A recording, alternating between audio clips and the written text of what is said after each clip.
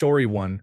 Whenever I hear someone talk about a person they loved or cared about who recently died, and they are recounting a memory but stop themselves when realizing they are still speaking about them in the present tense, it always gives me a bit of hurt. And so there was this bakery giving out free donuts. My wife loved donuts. Story 2. He was never your friend. He just felt sorry for you. That one stuck with me longer than I would like to admit. Story 3. Certain individuals are not welcome in this house. Please leave. It has been 18 years since my father said that to me. I have had my jaw broken, buried a brother, had my heart broken twice, and watched my house literally go up in flames. None of these things devastated me as much as hearing my father say those words. The worst part was that I was completely sure at the time that my father would be the one person in my family who would have my back and support me because I believed he loved me unconditionally. He eventually came around and apologized repeatedly, but our relationship can never be as strong as it was before that moment. No matter what he does, I will always have that memory stuck in my mind. As much as I wish I could forget it, I never will because of how much it broke me. Story 4. My mom said, "You look like a sex worker," to little high school me, just because I wore fishnets once. I was not a sex worker. My ex-husband said, "I don't know," when I asked him if he still wanted to be married. Story 5. My brother, in the midst of his addiction, was trying to get clean. I told him, "You're a good man. You have an amazing soul. You're so strong, you can do this." He looked me in the eyes with tears and said, "I may have a good soul, but my body is rotten and broken, and I will never be a good person." Story 6. I had an assistant who was awesome in every way. Smart, funny, creative, and just a pleasure to work with. From the first time we met, we got along perfectly. We would talk about our families, our lives, and almost everything else on our business trips. She was married to a good man, but I suspected he was a little heavy-handed in the marriage. Once, when we were driving to a client meeting several hours away, she asked who handled the finances in our family. My reply: my wife is a certified public accountant, has her degree in finance, and is the chief financial officer of a sizable company. I have an English degree, so her. Oh, we're in a husband-led marriage. She and her husband went to a fundamentalist church in a rural area. So I just get an allowance from Keith. That was it. As well as we got along, I wasn't going to cross the line and discuss our marriages. First, I have a fantastic one. Second, testifying in someone's divorce trial is not my idea of fun. There was no mistaking that she was a beautiful woman with whom I was totally compatible, but I wasn't going there. I think she wanted more. Several times, she would ask, "How would you describe our relationship?" My answers were strictly professional. Then she was diagnosed with cancer. She valiantly fought it for months, but the doctors finally said it was hopeless. I visited her at the hospital 2 weeks before she died, before she went home to die. Her sister was there while her husband was taking their 2 teenage boys to their baseball game. Nothing interrupted their baseball, not even a dying mother. Her sister left the room to grab a bite, and we talked quietly for a bit. I finally needed to leave, so I bent over to kiss her on the forehead. She looked up at me and said, "I love you so much. I wish I had met you earlier in life." Those were her last words to me. Completely and utterly wrecked me. Story 7. So, I was not very honest about that. Regarding having agreed that children are not in the picture, I said that after getting engaged. Story 8. You are not the one I see my future with. Crushed me in college after 2 years together. I thought we were planning forever. It turns out she was planning her exit. A big reminder that love is not always mutual and timing matters. Relationships feel different when only one person is all in. Story 9. I used to work in a nursery school with a group of 3- and 4-year-olds in a challenging area with many troubled families in our catchment area. We had disclosure Mondays most weeks. Children would come in and casually mention something terrible that had happened over the weekend, and we would spend the rest of the day on the phone with the police and social services. Daddy bit Mummy with a knife and Mummy lay on the floor. Hits hard when a 3-year-old says it in a matter-of-fact tone while playing with Lego. Story 10. I am so sorry for the loss of your daughter. I did not know my baby would have been a girl when the woman called to ask where to send her remains. I found out after I hung up, once I had arranged which crematorium to send them to. Story 11. When I was in college, I worked as an emergency medical technician. One night, it was particularly busy and I couldn't answer my phone. My mother called me repeatedly and left a harsh voicemail saying, "I hope I have a heart attack and die so you feel guilty for not answering," because she was angry that I did not pick up. She took it personally that I was unavailable. She has a history of verbally and emotionally abusing me, which I did not recognize until I was an adult. I only started therapy last year, and I am in my mid-30s. Story 12. It was not what he said, but what he did. I was working as a counselor for a summer camp for children with a very serious but controllable condition. They were doing an exercise to draw where they saw themselves in 5 years. The 10-year-old drew a grave. His parents would not do what they needed to control his condition and had put the responsibility on him. He was being realistic and was very calm about it. Story 13. I am sorry, but there is nothing we can do. This situation shattered my entire soul, and I am still not over it. Story 14. You all were my biggest mistake. You ruined a life I could have spent traveling and living. I was 10 when I first heard it. My 8 siblings and I do not think any of us have forgotten it to this day. I am 23 now. Story 15. I just needed time. She was my best friend at the time. She never spoke to me again, and that was almost 10 years ago. Story 16. Don't let us end up on the news tonight. I am going to kill you. Being trapped in the corner of the bedroom while I was shielding my daughter behind my legs. Story 17. My mom announced she had Parkinson's disease, and my dad announced he had prostate cancer that had spread. Story 18. I have a few memories. My mother once told me, when I was about 7 years old, "You're an embarrassment to the family. You're the reason your father is embarrassed to show his face to his own family." I cried for hours until my dad came home. He asked why I was crying, and I told him. He said it wasn't true at all. I also recall coming home from school one day when I was around 13. My mother sat me down and asked, "What's wrong with you?" "There is something wrong with you in your head." I was sent for physical tests, blood tests, psychological assessments, and IQ tests. Nothing was wrong. Lastly, when I was about 27, I went on a family vacation with my sister, her family, my girlfriend at the time, and my parents. We stayed in some villas. One day, my sister was at the pool with her baby and was pregnant with another. My mother turned to my girlfriend and said, "Look at her destroying her body. So stupid. Having kids was the biggest mistake of my life. If I could go back and do it again, I would never have had kids." I was right there and heard the whole thing. I am 41 now and still think about all these incidents. They have all hurt me deeply. Story 19.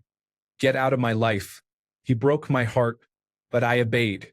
I held a grudge for years, even though friends told me he regretted saying it.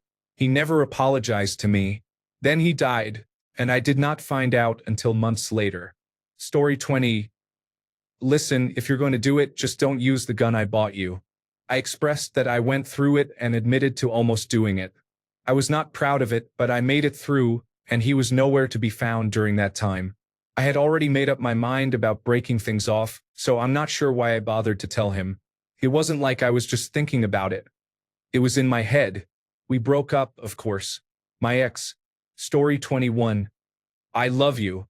I love you so much, and that is the reason why we can never even be friends. I love you more than a friend, but I cannot be with you. After that day, something changed in me. Story 22. My unfaithful husband, soon-to-be ex-husband, said it multiple times. For me, you are not even worth a penny. Story 23. I'm with you until someone better comes along. I get so mad at you because you are not my son's father. He was a real man. Story 24. I was once friends with a guy who was best friends with my crush. We hung out one day and he stopped to smoke a cigar. I asked him if he normally smoked, and he told me he only smoked a cigar when he was celebrating or depressed. That day, he was celebrating hanging out with me. 2 months later, I started dating my crush. We announced it at a Christmas party, and after about an hour, my friend excused himself and walked out. I found him after about 15 minutes, and he was smoking a cigar. I asked him if he was celebrating. He gave me a sad smile and said, "You remembered that?" That's when I realized he liked me too. Story 25. You are a black pit that sucks away my happiness. My ex said after I found out he was cheating, and despite my efforts to make it work anyway. Never again. Story 26. I wish I had a son instead of you.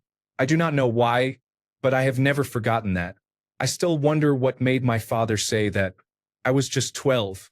Story 27. I can't give you what you want and deserve. If we go any further, I will love you and I won't go to France. She was moving to France in 7 months. It was a goal she had been working towards for a while. She initiated the relationship, appeared out of nowhere, and lit up my whole world. Then she got cold feet and started pulling away without telling me why. I leaned in because I really liked her, so I tried harder. I did everything I could to show her how I felt. I really felt like she could be the one, but she gaslighted me, led me on, and eventually broke up with me. I was so crushed. Story 28. Well, what did you do to make them call you a whore? My mother's serious question when I was being sexually harassed in middle school by a group of boys. Story 29. A few years ago, I was friends with a girl from high school. I thought we were really close. I considered her a best friend. We went through a lot of difficult experiences together. I come from a big family, but we are not close. I considered her like family to me. We had talked about getting married and how we would be in each other's weddings. When she got engaged, she asked me to help plan her bridal shower with another friend of hers. I did, always naively assuming I would be a bridesmaid. I spent hundreds of dollars on the bridal shower. I was young then and did not realize how these things worked. I asked her after the bridal shower when I should get my bridesmaid dress. She looked at me blankly and said, "Well, we are not having a big wedding party. It's just my sisters and cousin." I believed this and let it go. However, at the wedding, the truth came out. She had 7 bridesmaids, including the friend who helped me plan the bridal shower, as well as her husband's cousin who she had just met a few months before.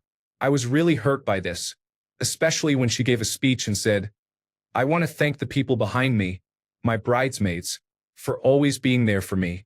You are the closest people in the world to me. Thank you for being here."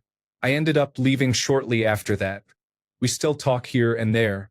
It was a really hard lesson to learn, but she is not the person I thought she was. She still calls me sister, family, and so on. I just do not respond when she says that. I have never gotten a real answer as to why I was not a bridesmaid, and it still hurts to think about.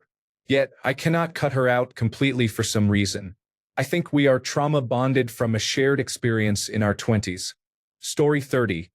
My first love and serious boyfriend at 19 told me, "I am not emotionally available like you want me to be." I found out later he also had a girlfriend on World of Warcraft to whom he was emotionally available. Disappointing. Story 31. I love you, but please try to understand that we cannot be together right now. Maybe someday. Story 32. 30-year-old nephew said, "I can't hang out with you anymore. He had been my little buddy since he was born 20 years ago, and I am still crushed." He had been to rehabilitation and decided he could not hang out with people who smoke marijuana ever again. Story 33. My ex-boyfriend, who she said was a really bad person, and my dad, who harmed her as a child, were more of a man than you. I left her after dating her for 3 months. I made a good decision. Story 34. He won't speak to me because my friends bully him. But I don't bully him, so why won't he speak to me? This was said by a girl who had a crush on me until I realized she was not very sensible. Story 35. You really were not worth the investment, were you? That is my mother speaking, by the way, after I refused to study medicine at the age of 18. Thanks, Mum. Good to know where we stand. Story 36. I just don't feel anything for you anymore. You shouldn't expect me to anyway. The world doesn't revolve around you. I don't want a relationship right now. I want to go find myself. A week or so later, she was seen in a relationship with another man. I haven't really looked at anything the same way since. Story 37. You do not have a place here anymore. My ex said this when I took her parents' friend, who was staying with them, home and helped him inside. It felt like I was helping a friend, but it turns out I should have stayed out of the situation. Story 38. I love you because I am your mother, and I do not want to look bad to other people. But I do not like anything about you as a person. It was later shortened to, I love you because I am your mother, but I do not like you. It was said to me when I disappointed my mother, which was often. I was 12 to 13 years old. Story 39. He would ask me to marry him if he thought I would say yes. My girlfriend of 3 years and I were talking to a complete stranger at a party. Story 40. Sometimes heartbreak never goes away. You just think about it less and less until one day it does not hurt as much. Story 41. My twin sister was trying to leave the house when we were 16. My mother, my stepfather, and I were all trying to stop her. Our attempts did not work, sadly, and off she went. During the time of arguing to get her to stay and not run away, my mother asked her if there was anything special about me to get my sister to stay or even just talk to me. My sister just looked at me and shook her head. She then walked out the door without saying a word, without muttering, I love you, just leaving. So maybe it is not something that was said that has stuck with me, but it is close enough. Story 42. You can't like me. You're too good for me. You come from a better family. A female friend I liked a lot found out I was into her. While drunk at a party, she pulled me into a room to talk and, crying, said that to me. I knew she came from a difficult background, but I didn't care. Hearing her say that, it became clear during the conversation that she liked me too was wrenching. With all the trauma and drama she had experienced in her life, she didn't want me to go through the same. She had convinced herself she didn't deserve a good guy from a good home. Story 43. You are just like your father. You two are the same. Mom, I just walked out of my therapy session. Could you wait at least an hour? But seriously, that hurts a lot. She compared me to a person who is the reason for my mental health issues. I have so many traumas, and you say I am just like him? Story 44. When I think about the woman I want beside me for the rest of my life, it is not you that I picture. There was more that he said, but that line had me depressed for months. Story 45. My ex left me with too many reasons to choose just one. It could have been when he told me I deserved it after waking up from a humiliating night of ignoring me and getting wasted around my college friends. Could be when he told me I was a sunk cost fallacy, a waste of his time. It could be when he said love to him was just currency, something you only give if you expect to get something immediately in return. It could be when he admitted to, and panicked about, me finding out about the other woman he was cheating on me with. But he showed me his true colors. And it has been a slow and hard journey peeling back the rose tint and realizing how little he knew how to love and how much he hated me. Story 46. My husband was a twin. His brother died in a car accident when they were babies. His mother, who struggled with drug addiction, told him as a teenager in a fit of anger, I wish it was you who died and not your brother. That still breaks my heart. Story 47. My now ex-wife said she settled and wanted a divorce. We were married 6 years at that time. It has been 30 years since that day, and I still have a physical reaction to hearing the word settled. Story 48. When my husband worked, I was always there supporting him in everything. I took care of the whole house and children without questioning anything. When I wanted to go back to work, problems arose on the first day due to a lack of communication on his part. In the middle of the lawsuit, he told me, fix yourself, it's your problem. I realized that he does not support my personal or professional growth.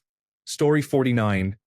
Most of my issues stem from my mentally ill mother, who has since passed away, but they still affect me. She disowned me several times and told me she wished someone else was her child. Not me. That has stuck with me. Additionally, she chose her boyfriend, who abused me for years, over me knowing what he had done. Sigh.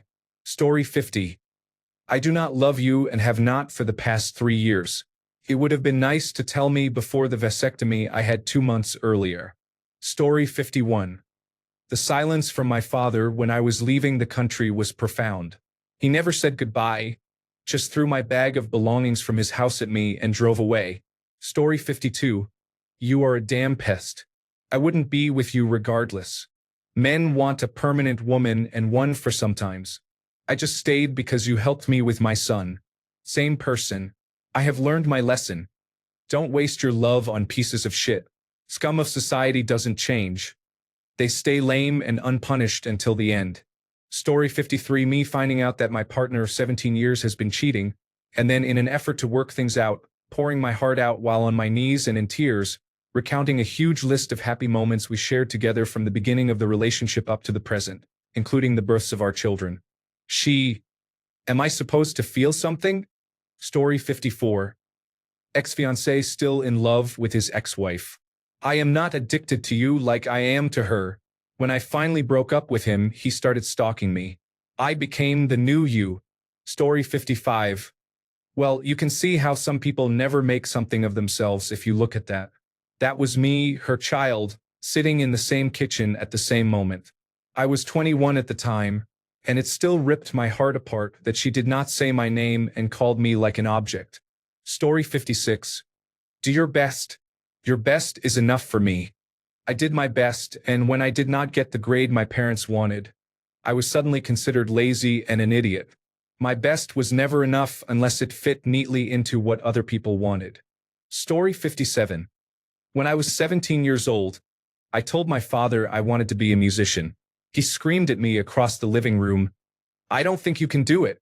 I am 29 now and recorded guitars for my first album with a band in January. I refused to speak with my parents. Story 58. My girlfriend of then 4 years, who had had a rough life and a less than ideal situation at the time. We loved each other, but she had anxiety and mood swings, and I was not perfect either. I wanted to leave her, but still, I loved her and could not bring myself to do it. Like a coward, the best I could do was avoid the issue by passive-aggressively expressing resentment when she was in a mood. One day, we found ourselves speaking idly about nothing to distract from the growing distance between us, hearts aching as we took turns, trailing off. We loved each other. We were each other's first real relationship. For the first time, I realized the hole that would be left if we broke it off. I believe I also stayed out of pity, a mistake I have never repeated in relationships since. I cannot remember what she was saying, but the words, "there is bound to be something," in relation to leaving me and going her own way caught me like a dagger. I was conflicted and was wrought with vicarious despair. It took everything not to burst into tears, seeing that our love was running out. She ghosted me a year later, and I am better for it. Thanks a bunch for sticking around till the end of the video. Remember to subscribe, and until next time, stay awesome and goodbye.